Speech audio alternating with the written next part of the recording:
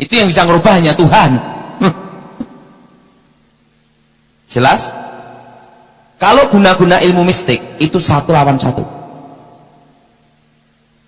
Jelas?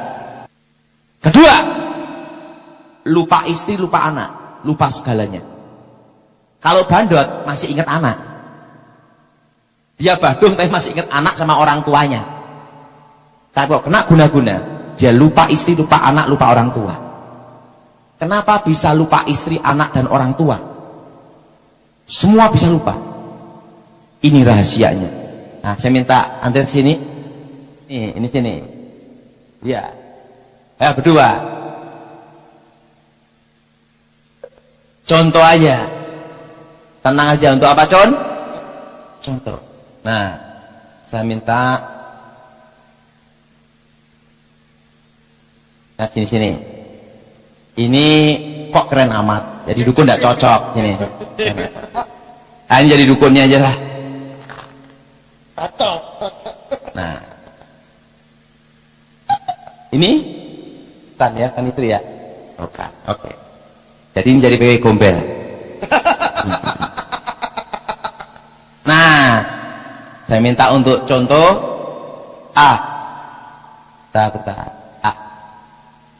Yang cocok. Yang mana ya? Ini aja. Sini. Contoh aja, jangan berpikir sungguh-sungguh. Sini. Contoh, ingat. Ini contoh aja. Ini misalnya suami istri. Suami istri itu ada namanya ikatan batin. Ada apa, saudara? Ikatan apa? Batin. Ikatan batin ini bukan ilmu gaib atau mistik, tapi anugerah dari Yang Maha Kuasa. Makanya kalau suami ada musibah atau ada sesuatu tanpa dikasih tahu, istri bisa terasa. Itu namanya firasat. Ikatan dan ikatan batin ini berhubungan dengan orang tua dan anak. Apa, saudara? Orang tua dan anak. Anak kita ada musibah, kita bisa terasa. Betul? Nah, ini suami istri. Nah, ini wewe gombelnya.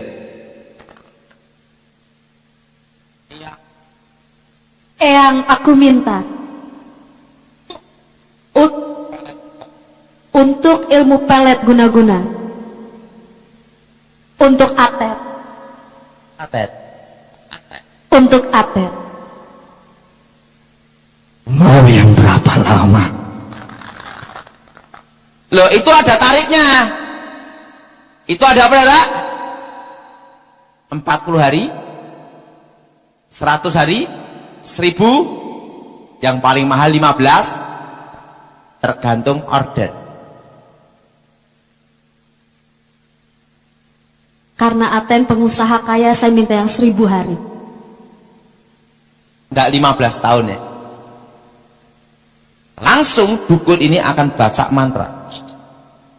Namanya mantra pemutus batin. Apa, saudara? Langsung ikatan batin suami istri diputus. Dan ikatan batin orang tua anak diputus. Dengan mantra pemutus batin. Ini disatukan dengan ini. Ikatan batin dia disatukan. Maka ini akan lihat ini seperti ini.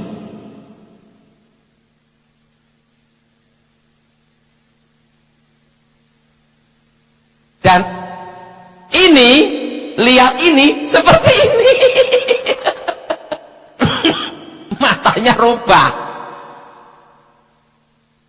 Maka dia ngelihat ini seperti bidadari. Ngelihat istrinya jelek, jahat, kacau. Matanya dirubah.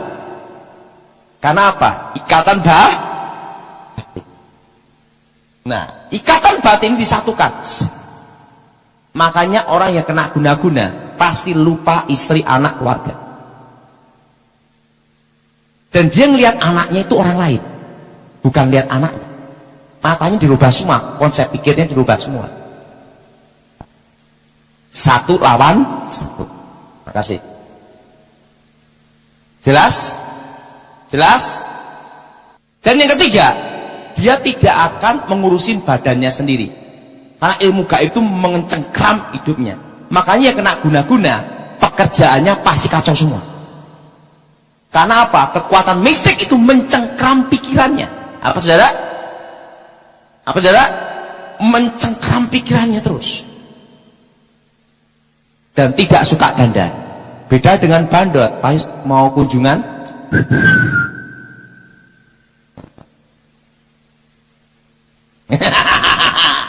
bandot. Dan yang keempat, satu lawan satu. Dan yang keempat, istrinya akan mengalami mimpi-mimpi aneh, firasat-firasat aneh. Kenapa ada mimpi dan firasat-firasat aneh? Akibat dari pemutusan batin. Jelas? Jelas? Jelas? Akan muncul mimpi-mimpi tidak enak tentang suaminya. Mimpi suaminya dibawa perempuan lain, mimpi suaminya pamitan mau pergi. Intinya mimpinya itu adalah perpisahan semua. Jelas? Dan yang kelima, nah ini untuk mengenali lebih rinci lagi, malam Jumat jam 12 malam, kalau dia tidur perhatiin, geragap. Kenapa geragap-geragap? Ingat, mantra itu masuk melalui tubuh manusia itu jam 12 malam, parkir di pintu depan. Setan pun ada tempat parkir. Jelas? Jelas? Nah, parkir dulu, itu parkirnya jam 6 sore. Masuk tubuh manusia jam 12 malam. Nah, pada waktu masuk jam 12 malam itu akan ada reaksi seperti ini. Kenapa? Hati nurani tidak mencintai. Tapi kuasa roh, kuasa jahat menguasai pikirannya untuk mencintai. Yang keenam, kalau di rumah dia tidak betah dan selalu mondar-mandir di pintu. Kenapa Pak Daud? Kurang kerjaan, gelisah. Jelas? Karena mantra itu akan menguasai, tapi jiwanya itu berlawanan, makanya jadi gelisah. Yang ketujuh, ini yang ketujuh, nah, yaitu apa? Matanya itu kosong. Kena guna.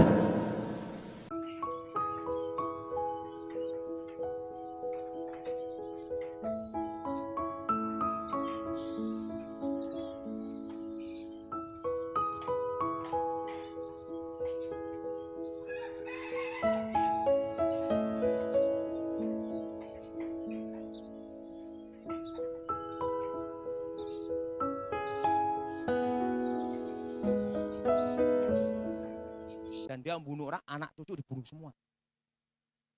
Habis membunuh orang, uang hasil bunuh itu dibawa, dibelikan beras, dikasihkan ke buyut-buyutnya, cucu-cucunya untuk makan, yang miskin-miskin. Makanya nenek saya, guru, di mata keluarga, dia adalah nenek yang baik sekali. Tetapi di luar adalah iblis. Di situ saya melihat satu hal. Kadang kita ini ada salah. Sama istri kita pelit sekali. Sama teman baik sekali. Nanti kalau stroke yang melihara siapa? Teman ada batasnya, betul? Betul? Makanya saya itu ingat, pertama itu Tuhan, kedua keluarga. Betul? Nah, setelah saya bertobat, di luar baik, di dalam ya baik. Nah, makanya kalau sudah tanya saya di keluarga saya, Tony gimana? Oh baik. Di luar iblis. Sebelum saya tobat. Makanya saya tuh kadang tuh kalau ada suami yang mukul istrinya, saya katakan goblok. Kenapa? Jangan lukai keluarga sendiri, apalagi anak. Kalau udah anak dendam sama kita, kalau engkau ada terjadi sesuatu dengan kamu, siapa yang mau nerima? Betul? Betul? Saya lihat orang jahat aja masih ada alternatif, betul? Mosok yang normal enggak? Siapa yang setuju angkat tangan? Ingat kamu normal enggak? Jelas? Oke, lagi. Misi. Terima kasih. Ini dua, gimana nih? Ini dulu. Saya mau tanya mengenai binatang yang biasa dipakai untuk dikirim buat kita. Binatangnya seperti apa? Maksudnya jenisnya binatang Oke. melata. Terus bagaimana kita membedakan apakah itu memang binatang yang dikirim untuk negatif atau memang misalnya ada ular masuk rumah?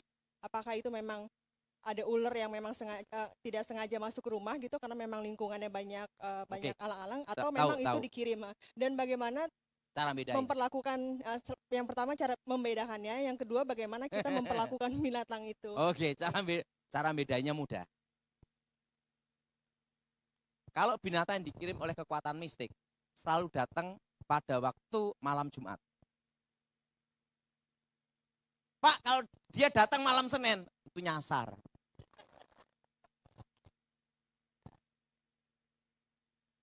Dan yang kedua, binatang yang selalu dipakai itu adalah ular atau yang ditakuti dia. Kalau dia takutnya kelabang, dia lihat kelabang. Dia takutnya kecoa, dia lihat kecoa. Dia takutnya belatung, dia belatung. Tetapi ingat, kalau itu benda roh yang dikirim, tempat itu bersih, hanya isi itu yang kotor.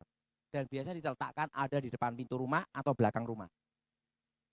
Dan itu selalu hari malam Jumat. Atau ada tanda darah. Kalau tanda darah itu biasanya tanda untuk membunuh. Itu tanda darah.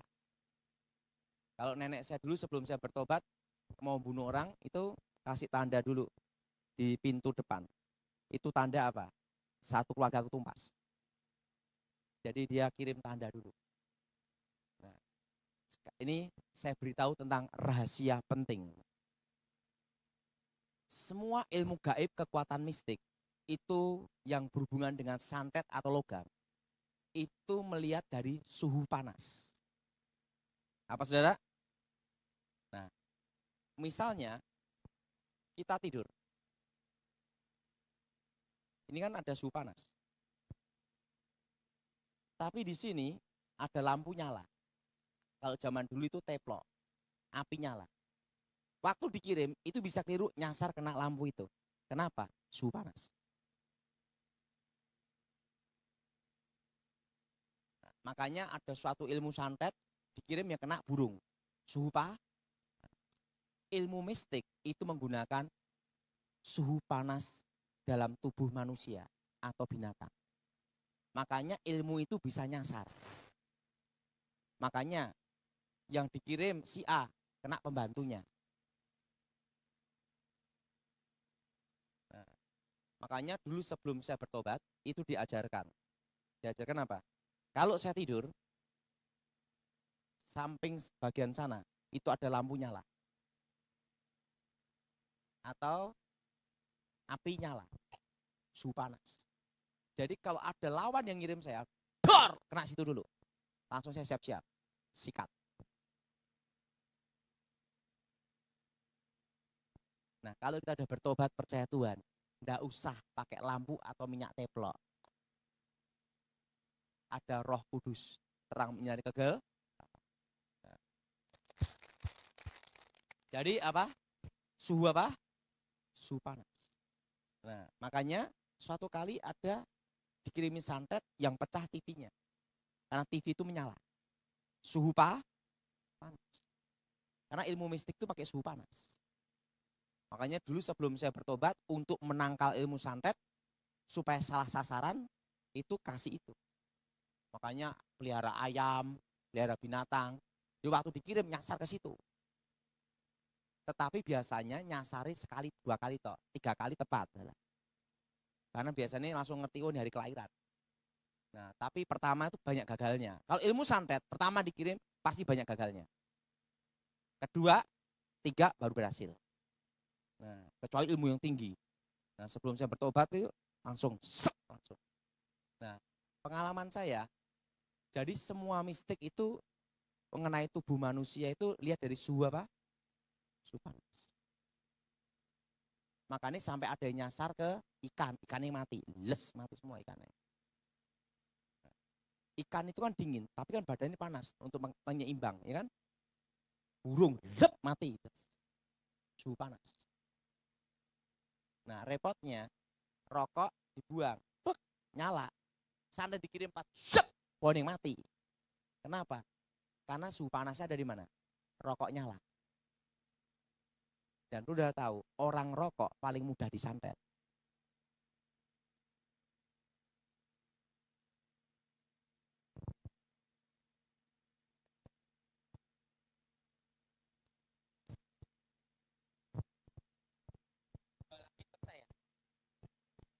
Sebabnya saya belum makan. Oke. Teko apa? Hah? Tentang ilmu moksa. Hah? Kayak pembesar ilmu moksa loh. Pembesar raja zaman dahulu seperti Prabu Jayabaya, Patih Gajah Mada itu Moksa. ke langit juga. Kok seperti Tuhan Yesus ya? Apa mungkin sama saktinya ini? Makasih, Pak. Kita jelasin. Arti moksa itu menjadi kajiman manusia siluman. Tetap akan mengalami kematian dengan mati yang sama, tapi di alam gaib tubuhnya tidak diketemukan. Jadi yang disebut moksa itu sebelum saya bertobat itu hangus dengan api abadi. Jadi pada waktu bertapa, seluruh badannya hilang. Itu kalau sudah sampai titik paling sempurna dalam ilmu batin. Nah, tapi sebenarnya itu bukan ke langit, masuk ke dunia gaib. Nah, masuk ke dunia gaib itu gimana? Jadi tubuhnya ini menyatu dengan dunia gaib. Sehingga dia tetap hidup, nemuin keluarganya, tapi tidak bisa wujud gini nih. Biasanya suara atau orang tertentu yang bisa lihat. Tetapi akan mengalami kematian sama dengan manusia biasa. Tapi mayatnya masuk alam gaib, tidak diketemukan. Rohnya gimana? Ingat, tetap dunia orang mati. Mati kemana? Ya tetap neraka. Jelas? Jelas? Ya artinya moksa itu sebenarnya itu hangus api abadi. Nah setelah saya bertobat, saya ngerti itu. Sebelum bertobat saya paham persis. Itu masuk apa? Dunia gaib. Oke? Terakhir. Malam Pak Daud.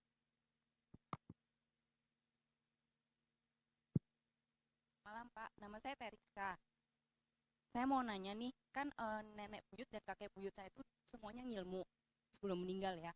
Jadi kakek buyut saya itu macan putih dan nenek buyut saya ular. Sampai mereka itu waktu pas mau meninggal itu karena nenek buyut saya itu nggak mau ngelepasin. Dan susuknya itu di mana-mana, maaf, kayak di payudara, di pantat. Jadi umur 90 sekian. Susah itu, mati itu. Iya, sebelum meninggal itu umur 100. Maaf ya, payudara dan pantatnya itu kayak gadis, nggak ada kerut sama sekali. Nah, itu saya dengar kan kalau orang ngilmu itu, apalagi kakek buyut saya itu mau menurunkan ilmunya dulu ke om-om saya, tapi om saya menolak semua karena nggak ada yang berani.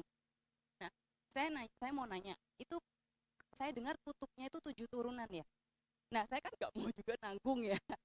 Amit-amit gak, karena kan dari orang tua saya udah nggak ada yang pakai apapun gitu loh. Nah, itu bagaimana ya untuk menghilangkan kutuknya? Oke. Nah, gini. Oke. Kutuk itu kalau dalam ilmu batin, ilmu gaib mistik itu 7 keturunan. Arti 7 itu sempurna. Nah, tetapi kalau di Alkitab itu 3-4 generasi. Betul? Betul? Nah, kalau orang kakek nenek buyut kita terlibat kuasa setan, itu kutuknya sampai ke anak cucu generasi 3 ke 4. Tapi kalau waktu generasi ketiga percaya Yesus bertobat, Kutukannya yang bertobat ini lepas. Yang tidak bertobat tetap jalan. Nah, saya punya nenek.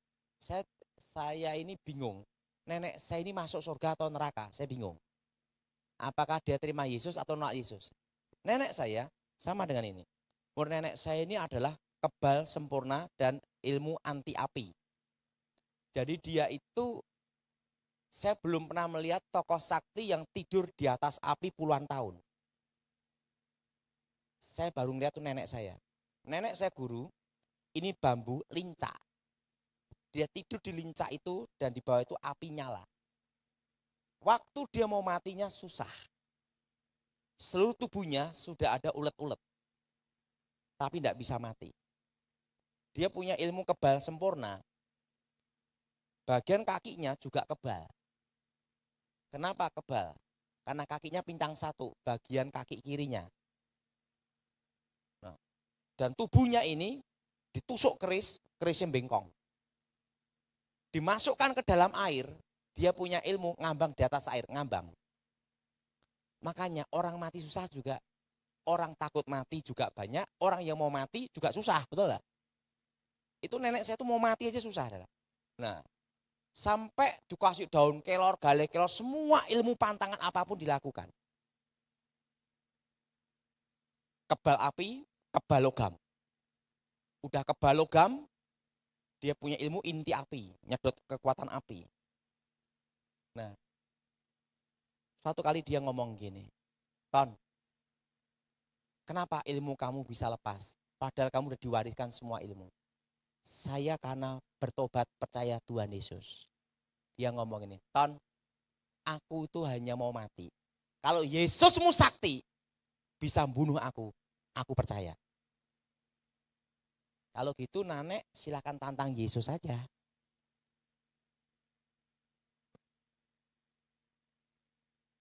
Nenek saya ngomong apa? Yesus, kalau engkau sakti, bunuh saya. Belum selesai, langsung mati. Dan nenek saya itu punya ilmu poncosono.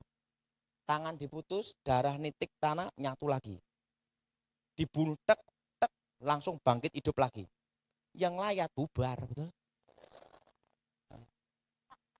Itu ilmu poncosono dia. Jadi dia susah mati. Begitu letakkan, plek, tek, hidup lagi. Nah, setelah dia tantang Yesus, dia mati. Sampai sekarang tidak bangkit-bangkit. Masih di kuburan. Nah, sebelum saya akhiri, semangat hidup itu penting. Jadi kenapa nenek saya bisa mati? Gara-garanya gini. Waktu saya umur 9 tahun, saya ngelihat kakek saya ilmu putih, nenek saya ilmu hitam. Itu dua-duanya jago bela diri. Dan mereka itu bertarung setiap hari. Dan tidak ada yang kalah dan tidak ada yang menang. Misalnya, untung saya tidak gila loh, Dada. Kakek saya ngelatihan, harus gini, harus gini, harus gini. Nenek saya ngomong, enggak bisa, harus gini, gini. Ribut, bertarung, Dada. Bertarung. Bertahun-tahun bertarung terus. Setelah kakek saya meninggal, dia tidak ada teman bertarung. Di situ semangat hidupnya hilang. Dia ngelatih saya, itu seperti tidak ada semangat hidup.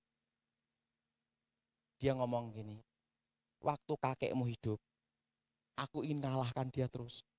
Setelah dia mati, kenapa dia tidak hidup lagi? Loh, udah. Begitu semangatnya hidupnya itu hilang. Langsung dia jatuh sakit. Badan langsung kena ulet-ulet semua. Nah, di situ saya baru ngerti. Semangat itu penting. Apa saudara? Sangat penting. Wah dulu kalau diajar sama kakek nenek saya, aduh untung saya tidak mati. Bayangin, satu ngajar ini, satu ngajar ini. Kan beda. Karena apa? Nenek saya itu kan tendangannya hebat. Kakek saya kunciannya, pukulannya hebat. Dua-duanya bertarung terus setiap hari. Saya tidak pernah ngelihat pertarungan seperti itu. Pong, pong, pong, pong. Terus yang ngeliatin ini. Nah setelah itu kecapek sendiri baru mereka latihan. Dan latihannya apa? Terus Makanya ilmu dua-duanya serap saya semua. Dan waktu itu dia ngomong sama saya, setelah kakek saya meninggal, untuk apa aku hidup? Maka dia minta mati. Jadi saudara, hargailah keluarga saudara. Karena itulah yang membuat kita semangat untuk menuju masa depan. Betul? Betul? Dan kita harus percaya Tuhan. Dan yang kedua, hargai keluarga kita selama masih ada. Betul?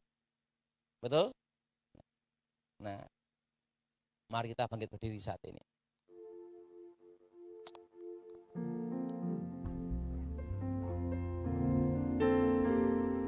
Saudara, angkat tanganmu saat ini. Ikutin semua untuk mematahkan kutuk. Dalam nama Tuhan Yesus, segala ikatan kutuk roh jahat, kuasa-kuasa setan, kuasa-kuasa kegelapan, kami hancurkan, kami putuskan, kami patahkan. Dalam nama Yesus, darah Yesus, hancurkan segala kutuk. Darah Yesus, hancurkan segala mantra. Darah Yesus, hancurkan segala setan, segala roh-roh jahat, roh-roh setan, roh-roh kutuk, roh-roh kegelapan. Keluar dari hidup kami. Demi nama Yesus, darah Yesus, bebaskan kami. Darah Yesus, sucikan kami. Segala setan, segala jin, segala roh jahat, segala roh kegelapan, keluar. Demi nama Yesus, darah Yesus, bebaskan. Yang percaya katakan, silakan duduk. Saudara, sebelum saya selesai, saya mau kasih pesan satu hal. Hargailah keluarga saudara. Karena apa saudara? Saya lihat nenek saya, waktu kakek meninggal, dia tidak ada semangat hidup, tidak ada tujuan hidup, dan dia patah semangat dan dia meninggal. Jadi ingat saudara, selama saudara orang tua masih hidup, istri anak ada, hargailah. Kenapa? Itu sesuatu yang tidak bisa dibeli. Itu adalah anugerah. Selain dia minta guna-gunai suami orang, dia juga minta memecah rumah tangga orang. Nah itu pasir menyebar. Tapi tidak ada pasirnya. Kalau sereng dor, itu mercon.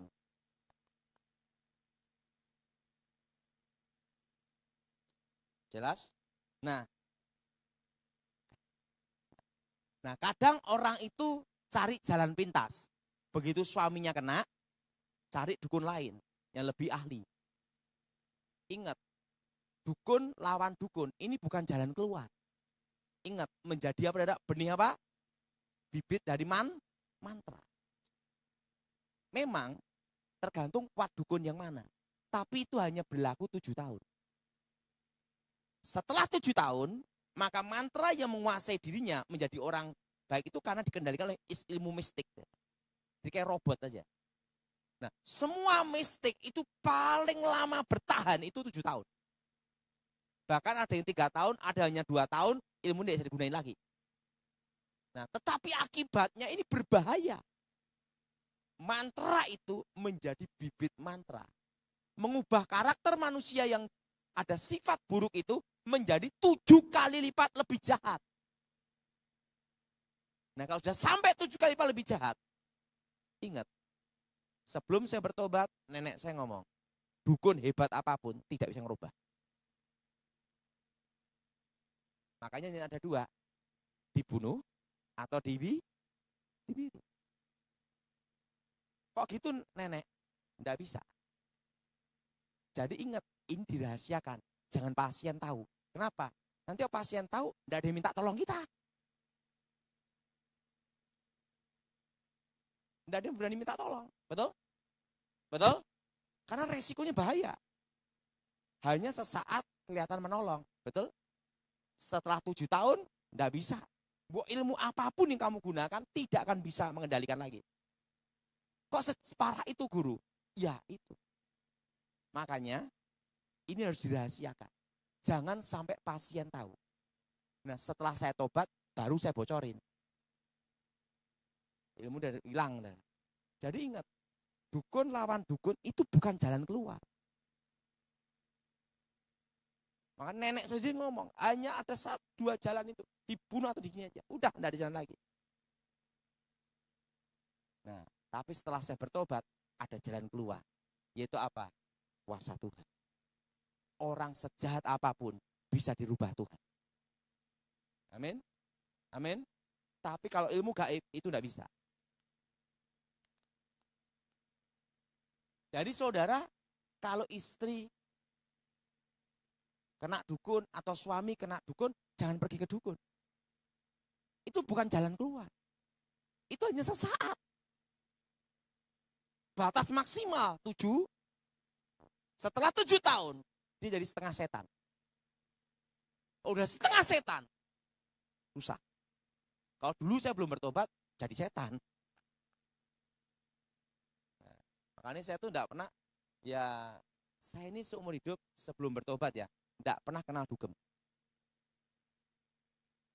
Karena saya hanya diajar dulu dari kecil bunuhin orang aja. Bagaimana bunuh orang tanpa jejak. Nah itu ahli saya. Menghilang jejak, nusuk, sep. Cara untuk ngilangin jejak, nyantet orang, nyetop jantung. Nah itu saya bidangnya. Kalau dugem saya enggak tahu. Tapi kalau ilmu guna-guna saya tahu. Nah, ilmu guna-guna ini kalau kena seseorang, akibatnya seperti itu. Nah, bagaimana cara melepaskannya? Ini yang penting. Betul? Betul? Apalagi kena yang susuk jenis kemaluan. Susah lepas itu. Karena korbannya itu kayak orang terkena narkoba. Terbayang-bayang terus. Sekalipun dia pindah luar negeri, enggak bisa lepas itu. Itu yang jenis kemaluan, ditanam di kemaluan. Ada lagi jenis jaran goyang. Tapi kalau jenis hanya jimat, susuk, yang ditanam di wajah, itu nyebrang luar pulau atau luar negeri, ada batas teritorial. Begitu dipisah langsung tanpa komunikasi, selesai. Karena apa? Setan ini mau ke sana juga harus izin. Jelas? Nah, tapi kalau yang jenis yang udah terlanjur kena, susuk dalam kemaluan, setelah itu ilmu jaran goyang, wah, walaupun keluar negeri, enggak bisa lepas. Dia terngiang terus. Karena yang dikena itu batinnya. Jelas? Yang kena apa, saudara? Nah, bagaimana cara untuk mengalahkannya? Semua orang yang kena guna-guna, itu pasti dari keluarga broken home. Atau suami istri sudah tidak mencintai lagi. Atau jarang komunikasi. Atau orang tua anak ribut terus, baru bisa kena. Nah, keluarga harmonis, suami istri yang saling mencintai, orang tua anak yang saling mencintai, itu tidak bisa kena ilmu guna-guna, sejago apapun. Karena ikatan batinnya kuat. Yang asli lebih kuat daripada yang palsu. Makanya rata-rata yang kena guna-guna itu, suami istri sering ribut atau berjauhan, jarang komunikasi. Nah, apa kelemahannya? Yang pertama, unsur air, yaitu kasih. Pertama, untuk mengalahkan ilmu guna-guna, yang pertama, hadapi tanpa dendam. Apa saudara? Tanpa kecewa, tanpa akar pahit. Kenapa? Mobil sebagus apapun, tidak ada bahan bakar, pasti mogok. Betul? Nah, tahu enggak?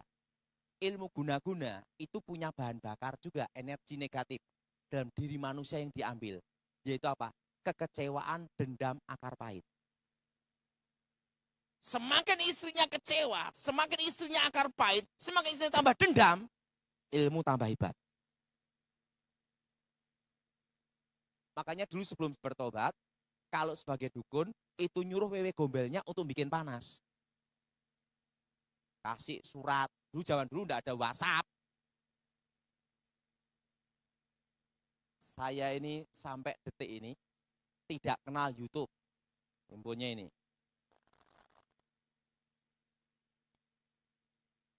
Suatu kali saya difitnah ngisi sesuatu hal di YouTube sama di Facebook sama WhatsApp. Saya ngomong, wong ngetiknya aku bingung ya. Saya itu sampai detik ini tidak tahu YouTube, tidak tahu Facebook, komputer juga tidak tahu. Saya hanya telepon, SMS, telepon, SMS. Suatu kali ada nelpon saya, Pak Daud, tak WhatsApp loh, kok belum masuk loh? Oh, aku enggak punya WhatsApp.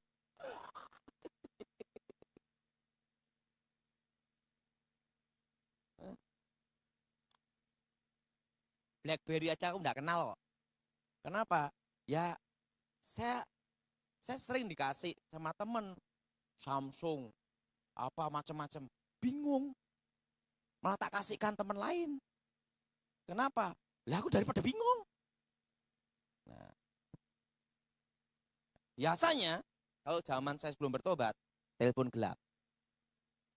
Saya ini istri simpenan ini, saya merasa bangga gini-gini. Supaya istrinya apa? Ngamuk. Bila perlu telepon anaknya, saya mau jemput kamu, karena aku nanti mau bakal jadi ibu tirimu. Wah, kan tambah ribut. Nah, memang sengaja. Kenapa sengaja? Karena semua mistik harus ada energi negatif dalam tubuh manusia. Dan itu adalah dari apa? Kekecewaan dan dendam. Kenapa ibu ini tadi bisa mengalahkan ilmu mistik sehingga suaminya balik? Dihadapi tanpa dendam.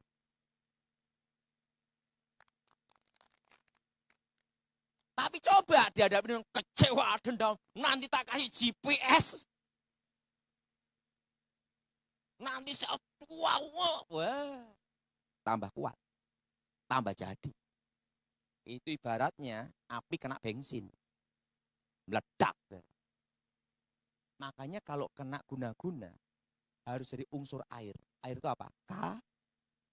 Pengampunan. Selama kamu tidak mengampuni, tidak bisa. Apalagi kena jararan goyang atau susuk dalam kemaluan, susah. Mau uangmu modal apapun tidak bisa. Dan jangan harap pakai cara apa? Dukun lawan tambah parah. Jadi manusia setengah setan. Ingat, jadi kalau suami kena guna-guna, jangan lari kemana-mana. Cari Tuhan. Nah, guru saya sebelum saya bertobat, dia ngomong apa? Kalau jenis kena guna-guna ini, kalau dulu kan saya tidak kenal Yesus. Ingat, hadapi tanpa dendam. Hadapi tanpa kecewa. Hadapi tanpa akar kasih itu memulihkan. Maka Yesus berkata apa? Segala akar pahit, kecewa, dendam selesaikan sebelum matahari Kenapa? Sebelum matahari terbenam harus selesai.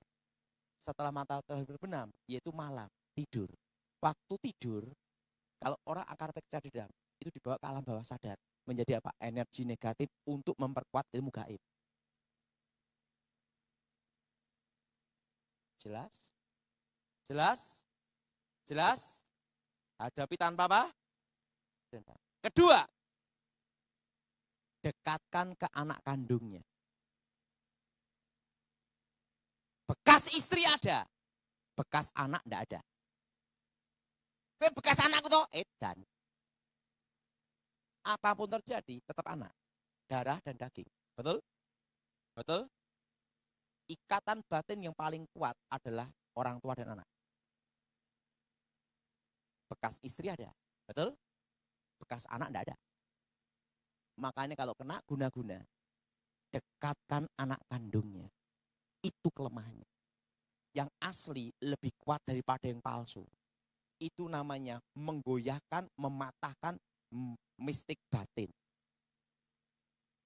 Enggak punya anak gimana? Dekatkan orang tuanya. Kan masih punya orang tua, ada ikatan Orang tua enggak punya anak. Dekatkan adiknya atau kakaknya. Masih ada ikatan Kalau enggak ada semua, hanya tunggal gimana? Hanya Tuhan yang bisa.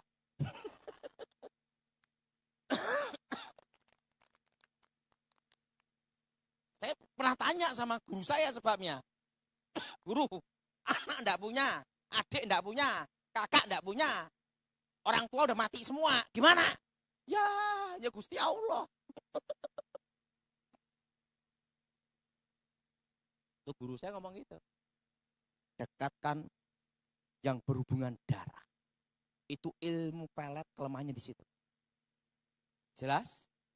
Jelas? Jelas? Nah, yang berhubungan darah itu ada namanya ikatan bah. Nah, itu kalau didekatkan, itu akan jadi goyah. Karena apa? Ketemu sama yang aslinya. Jelas? Jelas? Nah, yang ketiga, setelah dekatkan yang berhubungan dengan darah, yang ketiga, ini kelemahan yang ketiga. Yaitu apa? Ada lebih hebat dalam nama Yesus. Kalau dukun lawan dukun, akhirnya jadi apa? Bibit mantra menjadi manusia setengah setan. Nah, setelah saya bertobat, cara keempat ini baru saya ketemukan. Mantra itu menguasai jiwa seseorang jam 12 malam. Jam 12 malam itu patahkan mistiknya dalam nama Yesus. Kalau dulu sebelum saya bertobat, saya gunakan mantra untuk menghadapi. Patahkan mantranya jam berapa, saudara? Jam 12 malam. Tepat malam apa? Jumat. Jelas, saudara? Dan jam 6 sore. Jam berapa, saudara? Jam berapa? Jam 6 sore. Patahkan, putuskan mantranya. Waktu kekuatan mistik itu parkir depan pintu. Setiap hari doa mendekati jam 6 sore. Doanya seperti ini. Insya Allah. Dalam nama Yesus, segala roh-roh jahat, segala roh-roh setan, segala roh-roh kutuk, segala roh-roh gelap, keluar dalam nama Yesus. Darah Yesus sucikan. Tubuh, jiwa, roh. Jelas? Dan langkah yang kelima, yaitu apa, saudara? Putuskan batinnya. Kalau dulu sebelum saya bertobat, itu menyatukan batin dengan mantra. Jadi nyebut namanya dia, mantra diucapkan, digabung, supaya menjadi manusia yang tunduk selama 7 tahun. Tapi setelah itu jadi setengah setan. Tidak bisa untuk dirubah. Hanya yang maha kuasa yang bisa merubah. Makanya ilmu gaib mistik itu bukan jalan keluar. Yaitu apa, saudara? Putuskan ikatan batinnya. Apa, saudara? Apa, saudara? Doanya seperti ini. Ini saya semua. Dalam nama Yesus, segala ikatan batin, roh-roh jahat, ilmu-ilmu gaib. Ini dengan ini. Jadi suami dengan wanita ini.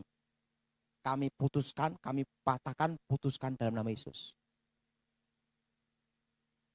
Karena aku adalah istrimu yang sah. Dan waktu doa itu, fokuskan wajahnya.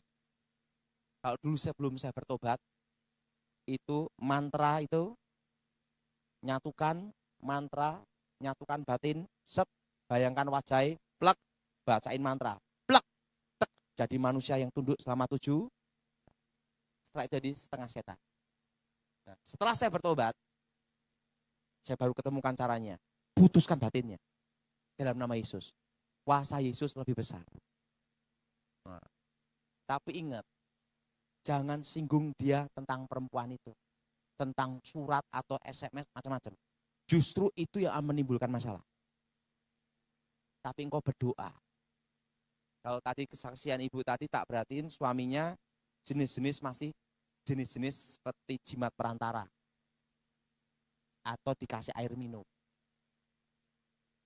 Disambung terus. Makanya biasanya jimat perantara itu apa? Perasaan itu seperti susah lepas. Tapi kalau guna-guna yang tingkat tinggi, dia tidak ada perasaan. Karena dia menjadi manusia setengah setan. Jelas? Suatu kali saya dimintai tolong. Perempuan ini cantik. Wajahnya mirip Yuni Sara. Yuni Sara kalah, putus. Kenapa? Ini putih. Putih, cantik. Dia bingung. suaminya kena guna-guna. Sama perempuan dari Sanger.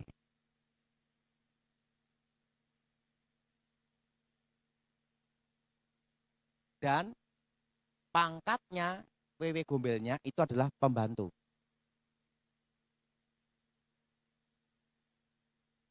Ibu ini bingung. Pak, saya ini sudah berdoa. Dari berdoa angkat tangan, lipat tangan, sampai rebah, sampai bingung mulai mau doa apa lagi gitu ya. Maksud ibu gimana? Saya ini punya suami kena guna-guna. Guna-guna sama pembantu saya. Saya bingung. Kenapa bingung? Ibu ini cantiknya seperti itu. Gimana cantik pembantunya? Betul? Betul? Betul? Kok suaminya selingkuh? Selingkuh kok sama pembantu? Nah, pembantu model kayak apa? Oke, Bu, saya bantu. Saya datang ke Manado. Mau ngomong, ini pengusaha kaya. Suaminya dipanggil. Aduh, saya punya simpanan wanita. Cantik sekali. Melebihi semua permata di dunia. Pikiran saya begini, modelnya kaya apa? Penasaran saya, betul? Ini Pak, wanita simpanan saya. Tunjukin fotonya, ya ampun. Beratnya aja 1 kintal. Bulldozer. Mulutnya tuh gini lah. Hidungnya pesek, nongkrong. Jalannya gini. Gemuk gini loh. Pendek gemuk. Ya ampun, Bu. Ini pasti kena guna-guna.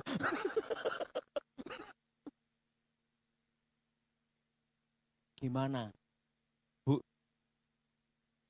ini kena guna-guna. Pak Daud, cara ngalahkannya gimana? Saya sudah datang ke pendeta. Sudah saya doakan. Sampai tumpang tangan. Yang belum saya lakukan tumpang kaki aja, Pak. Semua udah saya lakukan doa model apapun. Yang diajarkan pendeta, semua, Pak. Ingat, ibu pasti sengaja dibikin panas. Supaya hatimu tambah dendam, tambah kecewa. Ini unsur mistik, ini mengambil energi dari sini. Pertama, yang harus ibu lakukan pertama, ampuni perempuan itu. Wah susah Pak. Mau atau mau lepas suamimu? Saya mau Pak, saya akan ampuni. Ingat, kalau ibu tidak ampuni, tidak bisa lepas. Kenapa Pak Daud? Ini jenis mistik jaran goyang. 15 tahun, susah lepas. Kalau lepas, suamimu gila. Harta habis. Loh, nanti kalau pakai dukun gimana? Ingat, bukan jalan keluar. 7 tahun, tunduk. Setelah 7 tahun, menjadi manusia. Setengah setan. Tidak bisa dirubah. Yang bisa ngerubah, yang nolong hanya satu Tuhan aja. Manusia tidak bisa. Waktu itu, bagaimana caranya Pak Daud? Ampuni. Dia punya anak, dekatkan anaknya. Setelah itu, putuskan batinnya. Jam 6 sore ibu doa. Untuk supaya waktu ilmu gaib dikirim, ibu tolak dalam nama Tuhan Yesus. Fokuskan wajahnya. Dan Pak, kalau jam 12 malam dia kok gini-gini Pak, gimana Pak? Kalau bisa tumpang tangan. Bagian sini. Kalau bisa tumpang tangan, doa di luar kamar. Baik Pak, untuk anak saya lakukan. Kadang seorang ibu lakukan itu demi keutuhan apa? Supaya anak tidak malu, betul? Betul? Untuk mengalahkan ini, harus dengan cinta sejati. Harus dengan apa? Cinta apa? Ikatan batin yang murni. Kasih itu memberi, kasih itu menutupi segala menutupi segala hal. Dan kasih itu mau berkorban. Betul? Betul? Mau apa darah berkorban. untuk mengalahkan ilmu jenis seperti ini harus ada cinta sejati. Bukan karena demi anak, tapi engkau betul-betul mencintai suami apa adanya. Baru bisa kalah. Karena yang asli lebih kuat daripada yang palsu. Jelas? Ibu ini lakukan. Sebulan suaminya balik. Dia tanya sama saya, Pak, bisa balik kapan, Pak? Maksimal 1 tahun. Minimal 3 bulan. Pak, saya sebulan balik gimana? Itu mujizat. Kalau teori 1 tahun. Jadi kalau saudara ada keluarga kena jenis itu, Pak, yang kalau yang kena adik saya gimana? Ingat, ampuni, beritahu orang tua, jangan hadapi tanpa dendam, tanpa kecewa, dan jangan dukun lawan dukun tanpa parah. Ingat, sebagai kakak ada ikatan orang tua anak ada ikatan batin. Itu aja, satukan batinnya, selesai. Ada iman, ada pengharapan, tapi yang terbesar adalah kasih. Siapa yang mau tanya? Angkat tangan. Moga-moga enggak ada. Ayo, siapa yang mau tanya? Tanya tentang setan. Oke?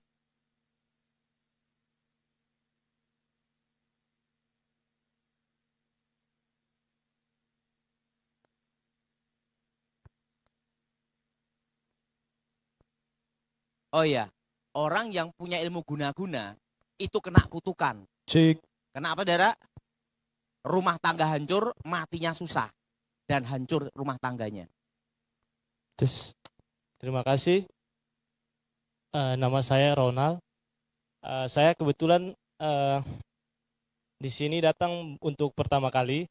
Memang saya pelayanan di sini juga, cuma saya melihat Bapak baru pertama kali saya ikut untuk acara Bapak ini. Kebetulan adik saya kena seperti yang terakhir Bapak bilang tadi, bahwa kena guna-guna dari perempuan. Dan memang kita mengalami itu udah sekitar 3 tahun apa 2 tahun yang lalu. Adik saya ini di Malang, saya di sini. Saya sudah 2 kali pergi ke Malang untuk melihat dia, sampai dia pertama itu masih kenalan biasa. Terus setelah itu aku pergi yang kedua, udah tinggal serumah, udah kontrak. Lalu udah 1 tahun dia udah nggak pulang, nggak ketemu sama istri dan anaknya. Anak yang pertama aku bawa datang, yang pertemuan pertama aku ketemu dia, bawa anak perempuan. Tapi memang yang Bapak bilang tadi, mendekatkan dia sama anak perempuan itu. Jadi memang sempat ketemu, memang jalan sama anaknya itu memang bagus sekali. Jadi pada saat dia ketemu dengan anaknya itu, jalan-jalan kemana, istrinya ditinggal, tapi sama anaknya jalan terus. Iya kan? Dari situ kita keluarga selalu berdoa supaya Tuhan kasih jalan. Saya juga orang tua saya di Ambon, jadi saya bilang mereka bahwa mereka juga pingin seperti yang tadi Bapak bilang, dukun lawan dukun. Tapi saya sudah percaya Yesus, saya doa terus sama istri juga. Kebetulan tadi pada saat kita expand ini, ada acara Dautoni terus bilang tentang perempuan yang tadi, tentang judul yang tadi. Lalu saya tergerak hati, kita datang untuk